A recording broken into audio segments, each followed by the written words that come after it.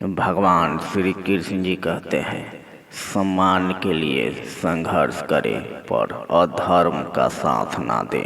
अधिकार के लिए अवश्य लड़े, किंतु जिस पर अधिकार नहीं उसका मोह ना करे। भगवान श्री कृष्ण जी कहते हैं, हे अर्जुन, जो हुआ अच्छा हुआ, जो होगा अच्छा होगा। स्वयं को मुझ पर छोड़ दो, अपने कर्म पर ध्यान दो। कर्म ऐसा जो स्वार्थ रहित, पाप रहित हो। भगवान श्री कृष्ण जी कहते हैं, मनुष्य का जीवन केवल उसके कर्मों पर चलता है। जैसा कर्म होता है वैसा उसका जीवन होता है। भगवान श्री कृष्ण जी कहते हैं, हे पार्थ, सदैव याद रखना कि कष्ट भोगने वाला भविष्य में सुखी हो सकता है, किंतु कष्ट देने वाला अनंत काल तक सुखी नहीं हो सकता। भगवान श्री कृष्ण जी कहते हैं, भाग का लिखा हुआ कोई नहीं छीन सकता। अगर हो विश्वास ऊपर वाले पर तो वो भी मिलेगा जो तेरा हो नहीं सकता। भगवान श्री कृष्ण जी कहते हैं, लोगों की बातें कभी दिल पर नहीं लेनी चाहिए। लोग अमरूद खरीदते समय पूछते हैं, मीठे हैं ना, बाद में नमक लगा कर खाते हैं। भगवान श्री कृष्ण जी कहते हैं, शांत मन में ध्यान की गहराइयों में आत्मा स्वयं को प्रकट करती है।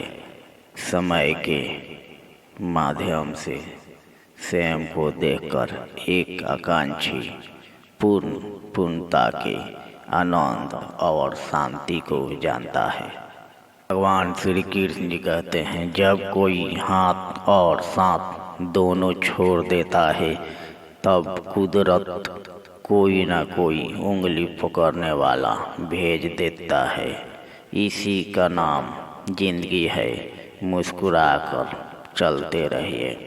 भगवान श्री कृष्ण जी कहते हैं, बुद्धिमान वो नहीं जो केवल बोलना जानता है, बल्कि असली बुद्धिमान वो है जिसे पता है कि चुप कहाँ रहना है। भगवान श्री कृष्ण जी कहते हैं, जो मानव अपनी निंदा सुन लेता है वह सारे जगत पर विजय प्राप्त कर लेता है।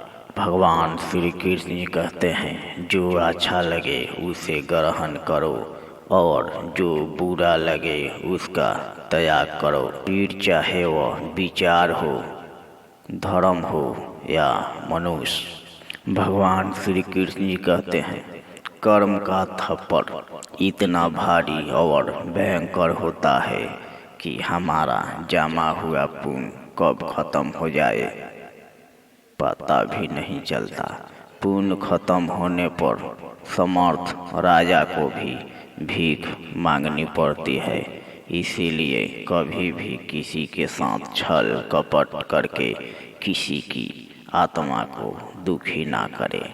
भगवान श्री कृष्ण जी कहते हैं, जो लोग तुम्हारी बुराई करते हैं वो करेंगे, चाहे तुम अच्छा काम करो या बुरा। इसीलिए शांत रहकर अपना कर्म करते रहें।